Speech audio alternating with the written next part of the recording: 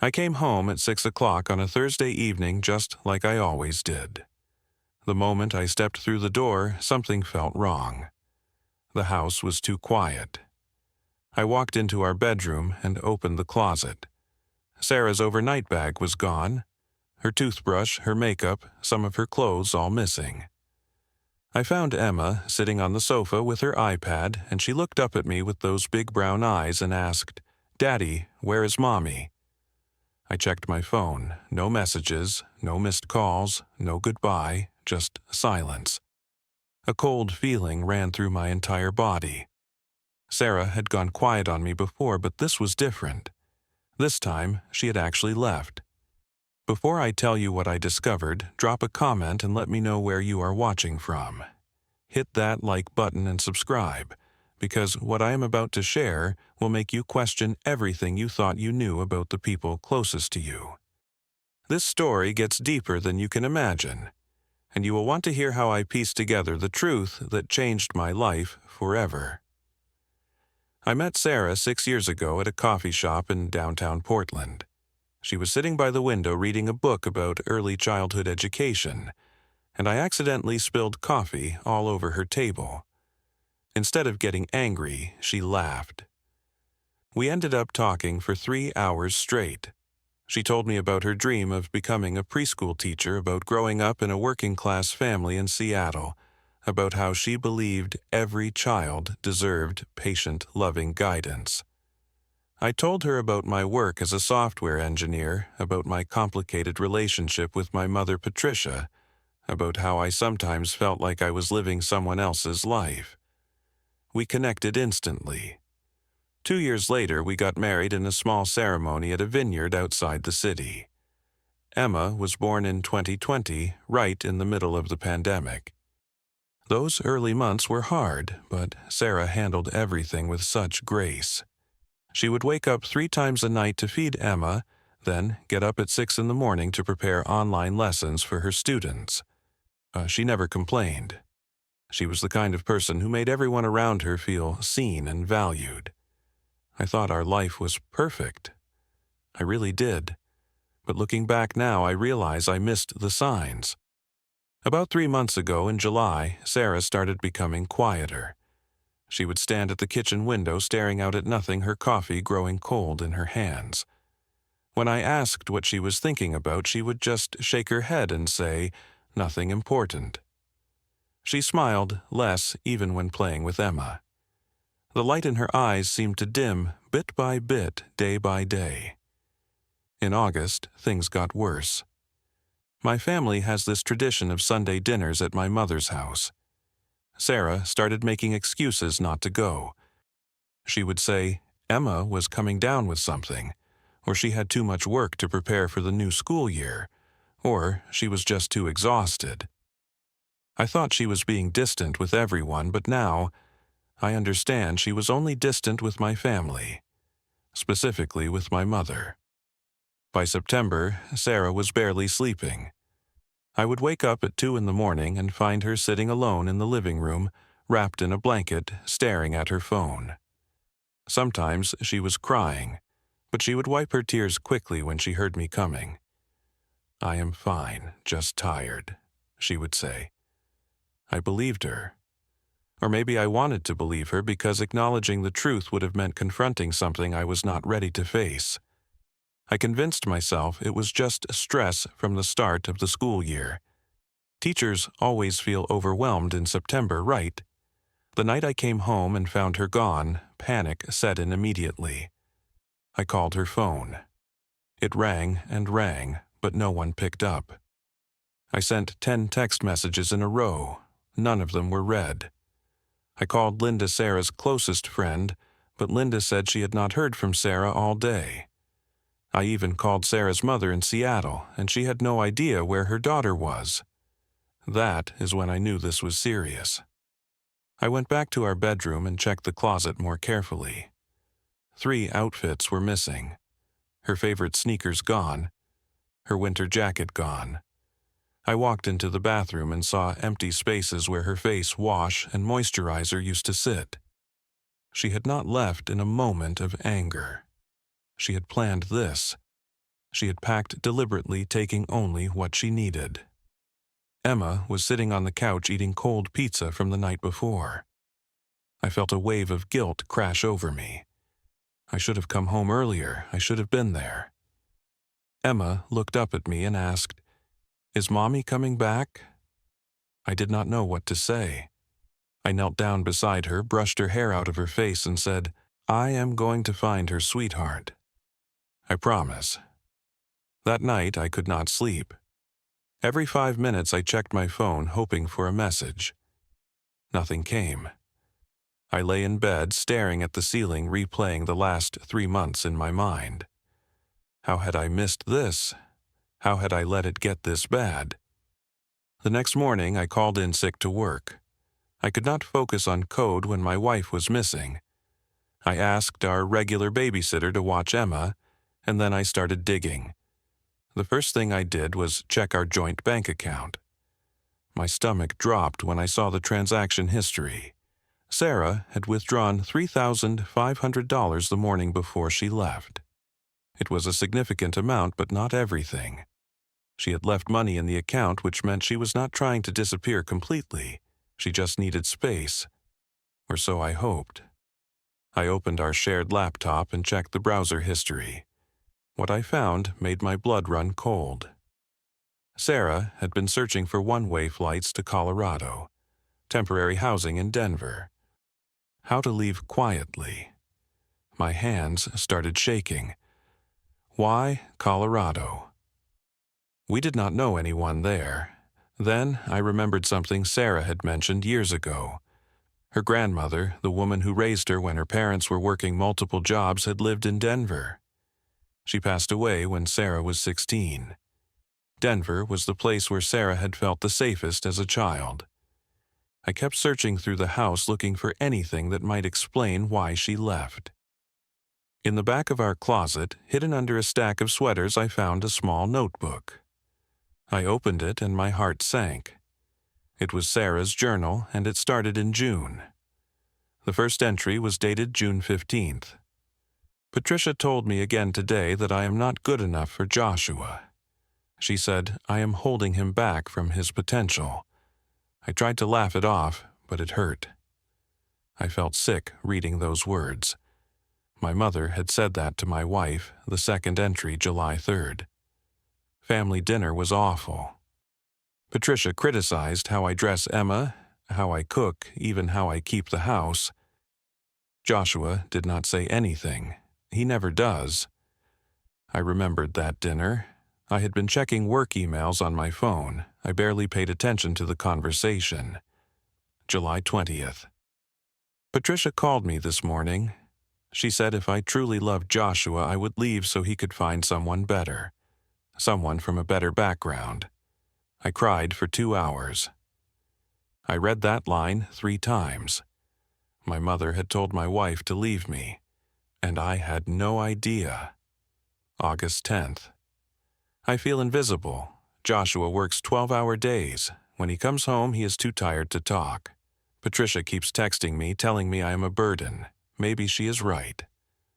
12-hour days. She was right.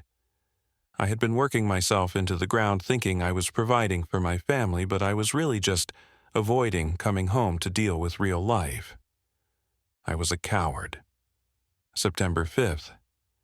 I cannot do this anymore. Emma deserves a mother who is not breaking down every day. Joshua deserves a wife who does not make his mother hate him. I need to leave before I completely fall apart. The journal ended there, 4 days before she left. I sat on the floor of our bedroom, holding that notebook, and I cried. Not just a few tears, but deep, painful sobs. How had I been so blind? How had I not seen what my mother was doing to the woman I loved? More importantly, how had I not noticed that Sarah was drowning? I got in my car and drove to my mother's house. I did not call ahead. I did not plan what I was going to say. I just knew I needed answers.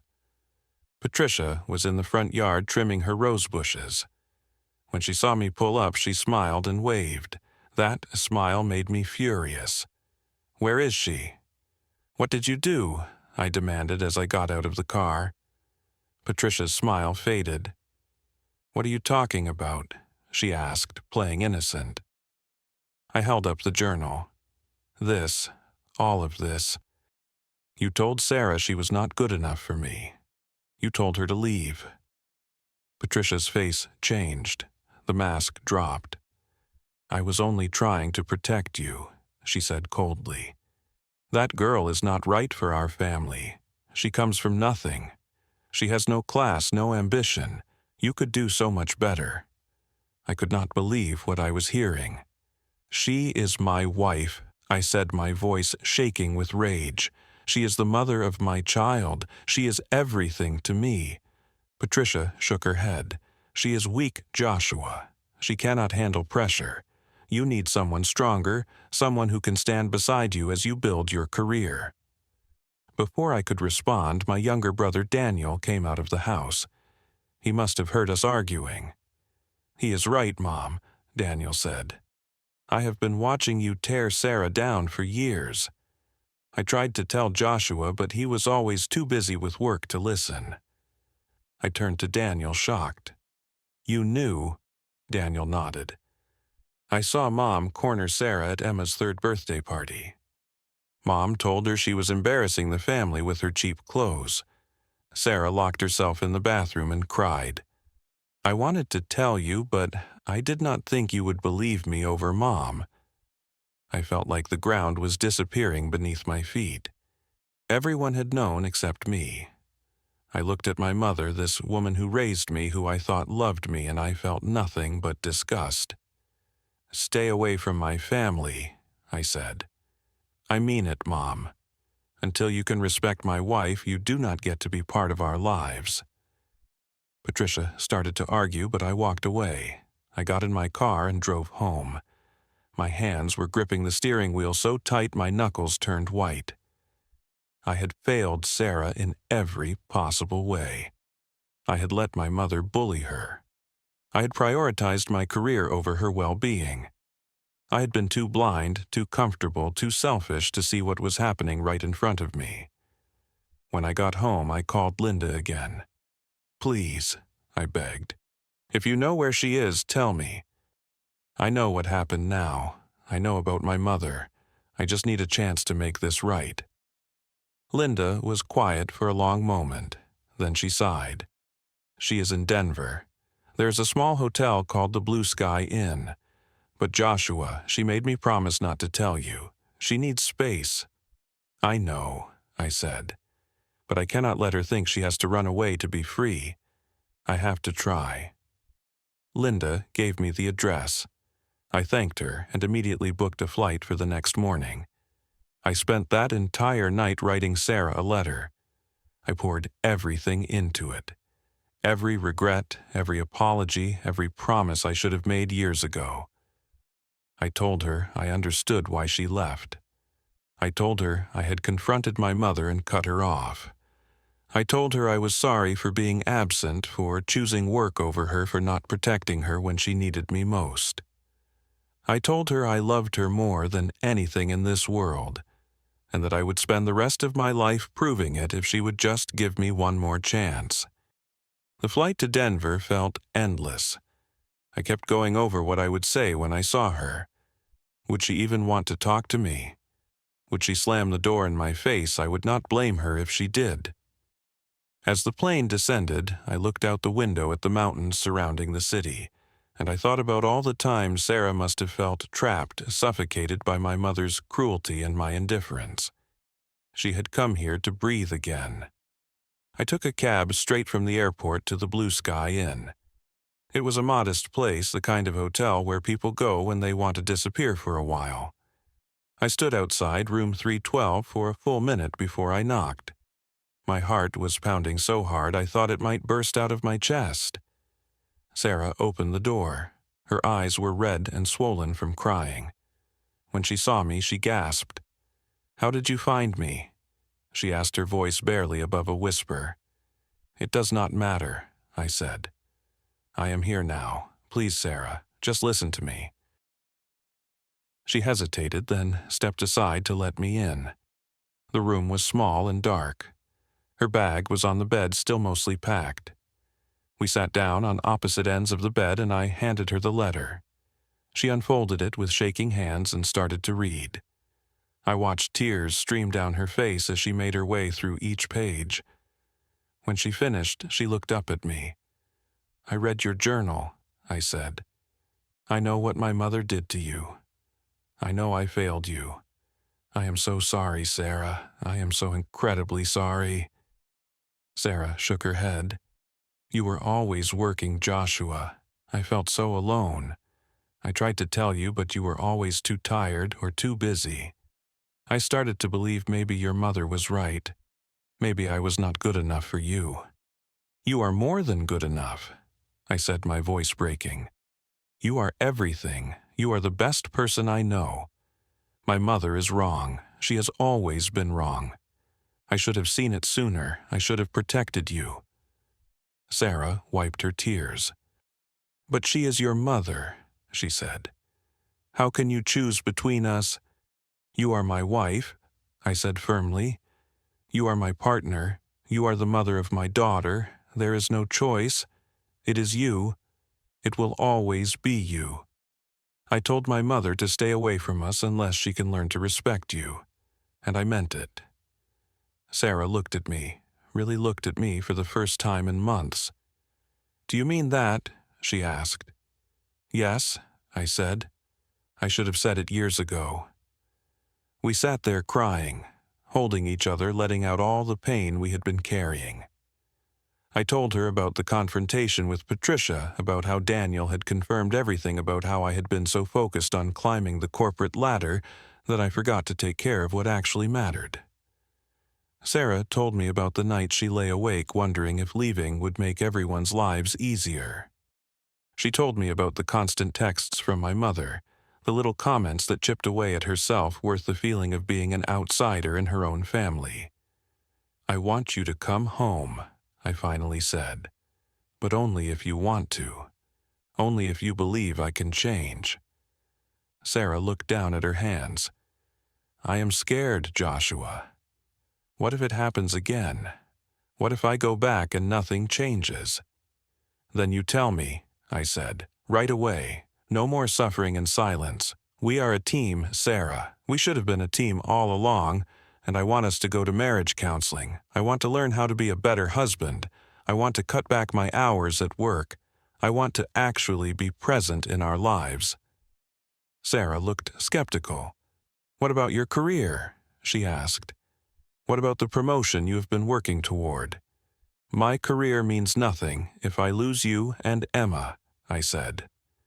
I have been chasing success for so long I forgot why I was chasing it in the first place. I thought I was building a life for us. But really, I was just running away from having to be vulnerable, from having to actually show up emotionally. I do not want to live like that anymore. Sarah was quiet for a long time. Then she nodded slowly. "Okay," she said. "But we do this together. Really together this time. No more ignoring problems. No more letting your mother walk all over me. No more 12-hour workdays unless it is absolutely necessary." I pulled her close. "I promise," I said. "I will not let you feel invisible ever again." We spent the rest of that afternoon talking. Really talking the way we used to when we first met. Sarah told me she had felt looked down on by my mother from the very beginning, that Patricia made comments about her clothes, her accent, her family background. Sarah's parents were factory workers. They did not have fancy degrees or country club memberships. Patricia made sure Sarah knew she did not belong in our world. And I, wrapped up in my own ambitions, had been too blind to see it. "I am sorry," I said again. "I am sorry I was not there for you. I am sorry I let my privilege blind me to what you were going through." Sarah squeezed my hand. "I should have told you," she said. "I should have been stronger." "You are the strongest person I know," I said. "The fact that you survived 3 months of that abuse and still managed to take care of Emma and do your job shows how strong you are. You should not have had to be that strong alone. The next day, we flew back to Portland together. When we walked through the door, Emma came running. "Mommy!" she screamed, launching herself into Sarah's arms. Sarah caught her and held on tight, tears streaming down both their faces. "I missed you so much, baby," Sarah whispered. "Mommy is so sorry." Emma pulled back and looked at her seriously. "You are not leaving again, right?" Sarah glanced at me, then back at Emma. "No, sweetheart, I am not leaving. Daddy and I are going to fix things." Daniel was standing in the doorway smiling. "Welcome home," he said to Sarah. She smiled back, a real smile this time. That night, I made dinner for all of us. Nothing fancy, just spaghetti and garlic bread, but we sat around the table like a real family. Sarah held my hand under the table. "Thank you for finding me," she said softly. "Thank you for giving me another chance," I replied. 3 months have passed since that day in Denver. Sarah and I go to marriage counseling every Thursday evening. We have learned so much about communication, about setting boundaries, about not letting resentment build up until it explodes. I cut my work hours down to 40 per week. My boss was not happy about it, but I told him family comes first. If that hurts my career, so be it. Every evening I come home at 5:30. I play with Emma. I help Sarah with dinner, and we talk about our days. Really talk. Saturdays are family days now. No work emails, no phone calls, just the 3 of us. We go to the park, we visit museums, we make pancakes together in the morning.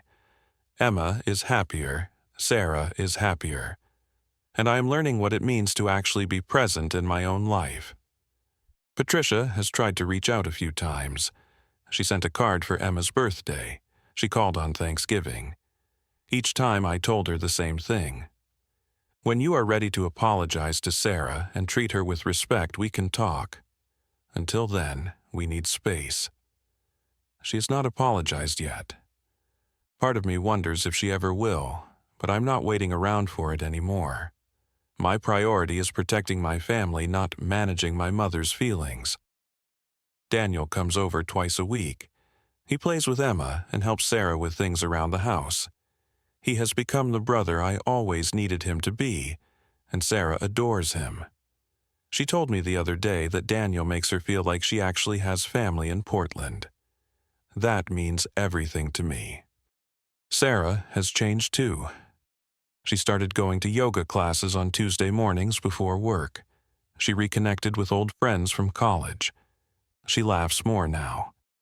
The light is back in her eyes. She told me last week that she finally feels like she can breathe again. "I did not realize how much I was suffocating," she said. "I thought that was just what marriage felt like." That broke my heart, but it also motivated me to keep doing better. I have learned that family is not just about blood. It is about who you choose to love and protect. I was wrong to think I could balance keeping my mother happy and keeping my wife safe. When someone hurts the person you love, you have to stand up. Silence is a choice, and it is the wrong choice. I chose silence for too long, and I almost lost everything because of it. Sarah taught me that love is not just about providing money or a nice house. Love is about showing up. It is about listening when someone tells you they are hurting. It is about seeing what they need, not just what you think they need. I thought I was being a good husband by working long hours and paying the bills. But Sarah did not need a paycheck. She needed a partner. She needed someone who would defend her. She needed to be seen. I also learned that being a man does not mean being invulnerable. I grew up thinking that showing emotion was weakness, that admitting mistakes made you less of a man. But confronting my failures, apologizing to Sarah, asking for help, that is what actually made me stronger. Vulnerability is not weakness. It is courage. Last week, Emma drew a picture at school. It shows the three of us holding hands standing in front of our house. Above us, she wrote in careful letters, "My happy family." Sarah hung it on the refrigerator. Every time I see it, I am reminded of why I flew to Denver. Not because I was afraid of losing something, but because I wanted to fight for something, for someone, for the life we deserved to have together. Sarah and I still have hard days. We still argue sometimes. But now we do not let things fester. When something bothers her, she tells me right away. When I feel overwhelmed, I tell her instead of shutting down. We are learning to be honest with each other even when it is uncomfortable. Especially when it is uncomfortable. The truth is, sometimes the people we love disappear, not because they want to leave us, but because they feel like they have no space left to exist. They go quiet, not because they have nothing to say, but because they have said it so many times and no one listened. Sarah did not leave because she stopped loving me. She left because she was drowning and I was too busy to notice. Every evening now, when I walk through the door, the first thing I ask is not about dinner or errands. I stop, I look at Sarah, and I ask, "How was your day? Really, how are you?" And then I listen. I put my phone down, I make eye contact, and I actually listen to her answer. Because I learned the hard way that the people we love can slip away quietly if we are not paying attention. So, let me ask you something. Have you been truly listening to the people in your life? Have you noticed if someone is hurting in silence? Have you stood up for the people you love when they needed you most? Drop a comment below and tell me your thoughts. If this story resonated with you, hit that like button. Subscribe to this channel because I share real stories about real struggles, and your support means everything. Share this video with someone who might need to hear it. Sometimes people need to know they are not alone in feeling unseen. Thank you for listening to my story. I hope it reminds you to pay attention to the people who matter most, because sometimes they disappear. Not because they want to go, but because they feel like they have no other choice. Take care of each other out there. You never know who is barely holding on.